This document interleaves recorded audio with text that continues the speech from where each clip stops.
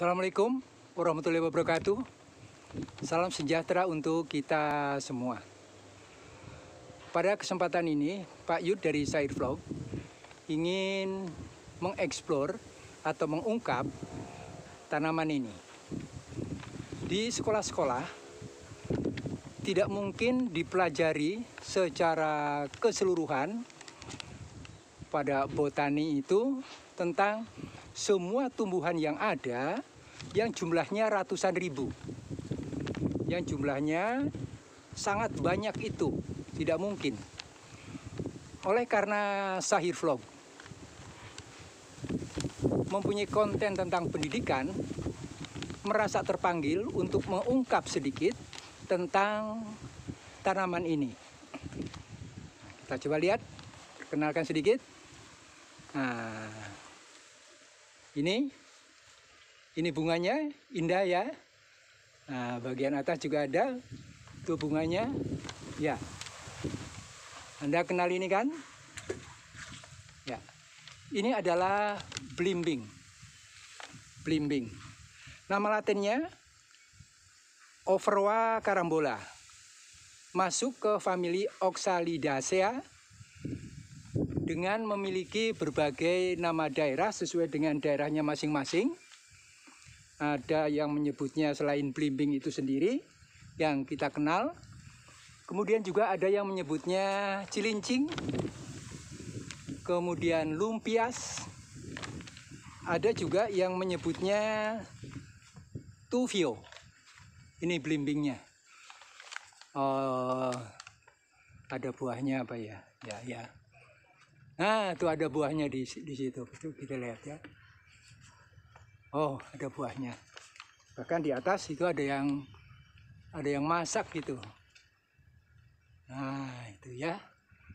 Yang masak. Ini blimbing. Jadi, ini kaya akan kandungan protein, lemak, kalsium, fosfor, zat besi, termasuk vitamin-vitamin juga. Vitamin A, vitamin B, dan vitamin C pada buahnya.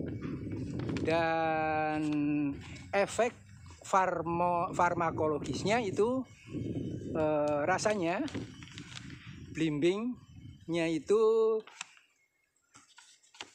asam, manis, terus juga bisa netral. Netral itu maksudnya sepet,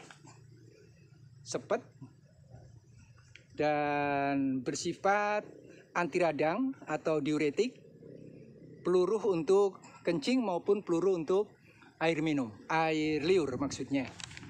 Ya, jadi itulah efek farmakologis dari blimbing.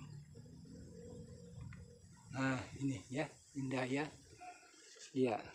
Kemudian ini juga bisa dianggap sebagai tanaman obat karena banyak digunakan dan yang sudah diketahui sampai dengan saat ini. Misalnya untuk melancarkan kencing batu. Ini apanya ya? Daunnya. Bukan daunnya, tapi buahnya. 3-5 batang direbus.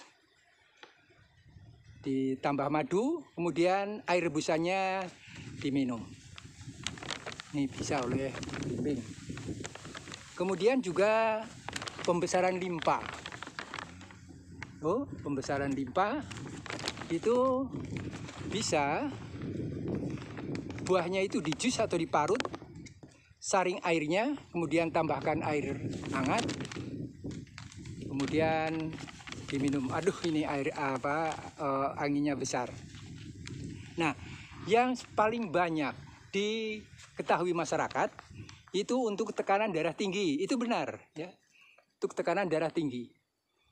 Untuk tekanan darah tinggi ini mudah dimakan saja buahnya, baik yang masak maupun yang masih hijau, asalkan yang masih segar. Tidak yang sudah disimpan berhari-hari ya. Yang masih segar. Pagi sore dimakan saja seperti biasa. Kemudian juga tambahkan dengan perasan daunnya ditumbuk kemudian diperas, diminum seperti biasa begitu. Ini lakukan seperti ini. Kemudian juga untuk sakit kepala kronis. Nah, ini tidak, yang digunakan adalah akarnya. Yang digunakan adalah akarnya. Untuk akar yang masih segar, kemudian dipotong-potong, potong-potong kecil, kemudian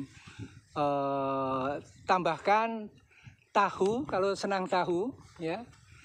Kemudian ditem, itu anggap saja untuk makanan sehari-hari. Anggap saja seperti untuk makanan sehari-hari, seperti itu. Sore makan, pagi, siang, ya pergunakan itu. Ya, kemudian juga bisa untuk liver.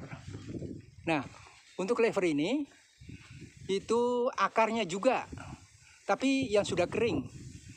Antara 12 sampai 15 gram, kemudian direbus. Air mendidih tentu saja, semuanya sesudah dicuci ya. Kemudian air rebusannya itu diminum. Air rebusannya diminum biasa ya. Terus juga untuk kencing manis juga bisa, dan kolesterol. Ini ambil buahnya yang segar, 2 buah, baik yang sudah masak maupun yang masih hijau. Ini dimakan biasa, sesudah makan pagi, makan sore, seperti itu. Nah, jadi semuanya itu lakukan secara rutin, tidak hanya sekali atau tidak hanya 2 kali.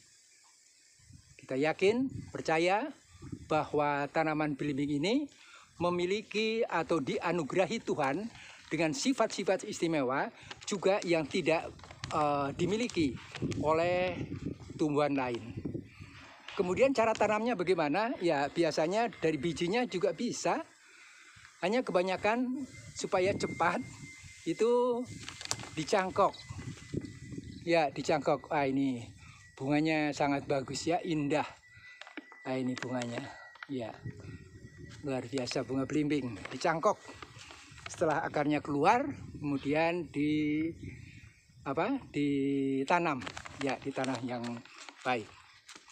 Jadi itulah barangkali yang bisa disampaikan Sahih Vlog pada saat ini, dan semoga bermanfaat untuk kita semuanya, dan kita jadikan lahan berada di tempat kita itu sebagai lahan yang untuk bisa menanam berbagai tumbuhan yang bisa digunakan untuk keperluan pengobatan, perluan obat-obat secara herbal sambil memelihara lingkungan hidup. Kiranya Tuhan semua memberkati kita, dan Pak Yu dari Sahih Vlog selalu mendoakan bahwa semuanya sukses.